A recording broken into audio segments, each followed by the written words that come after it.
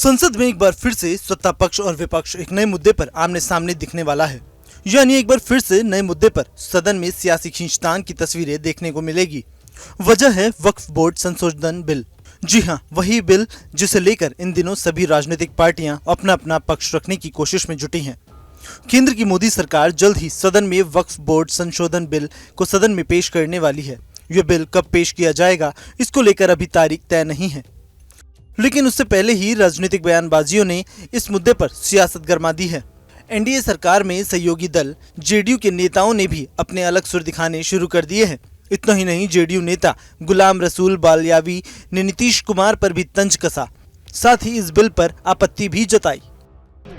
अब ऐसा है, पॉलिटिकली और गठबंधन से ऊपर उठ करके मैं सीधी सीधी बात कर रहा हूं। चूंकि वक्फ की जायदाद और प्रॉपर्टी से हमारा भी कोई रिश्ता है।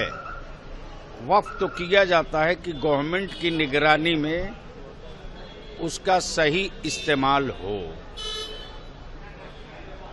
अब इस वक्त अंजुमन इस्लामिया हॉल वक्फ की प्रॉपर्टी है। माननीय मुख्यमंत्री ने उस पर एक बड़ी धनराशि खर्च की।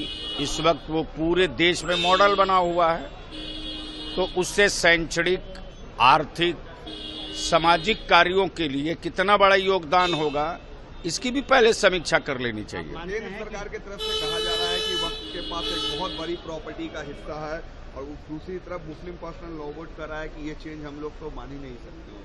ऐसा है कि इसमें चेंज करने का उनको राइट ही नहीं है। अब अगर चेंज करना चाहते, पूरा संविधान ही जब चेंज करने की तैयारी है, जब पूरा संविधान ही चेंज करने की तैयारी है, तो ये वक्फ और ये वो क्या है? को छुट्टी तोड़नी चाहिए, नीतीश कुमार को स्टैंड क्लियर करना चाहिए। अब उनके सामने सब कुछ है, एक एक चीज है, उस पर हमें मशवरा देने की जरूरत नहीं। नए वक्फ बोर्ड के बिल को लेकर मामले पर all India Muslim personal law board ने भी आपत्ति जाहिर की है।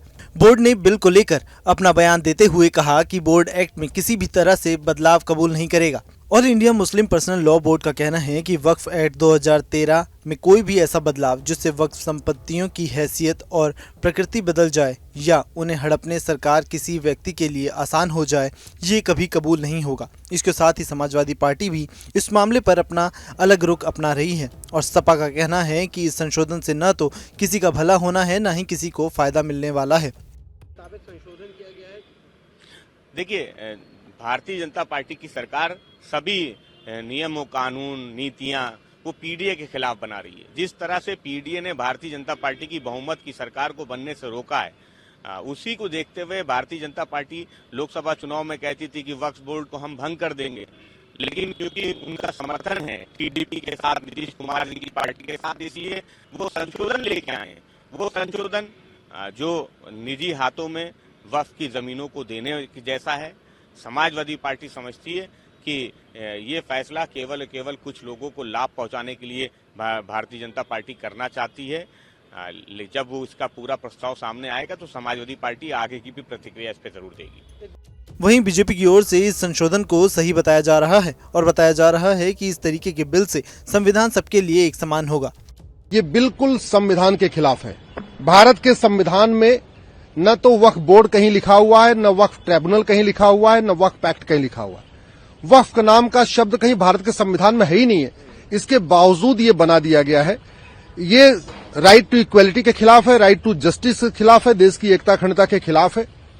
जब संविधान कहता है सबके लिए एक कोर्ट चलेगी, जमीन का मुकदमा सबका एक जगह चलेगा, तो फिर ये केवल मुस्लिम्स के लिए अलग से वक्फ ट्रिब्यूनल क्यों? बाकी हिंदू, जैन, बौद्ध, सिख, पारसी, ईसाई, यहूदी, सबके जो जमीन का मुकदमा है वो डिस्ट्रिक्ट कोर्ट में चलता है, सिविल जज के यहां चलता है। लेकिन अगर वक्फ का मुकदमा है तो वो बाहर चलेगा।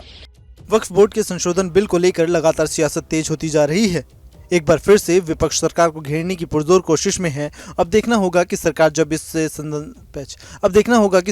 इसे संसद में पेश करेगी तो उस बहस में क्या कुछ सामने निकल कर आता है। Bureau report, news nation. News nation अब व्हाट्सएप पर खबरों की ताजा अपडेट के लिए न्यूज नेशन के इस QR कोड को स्कैन करें।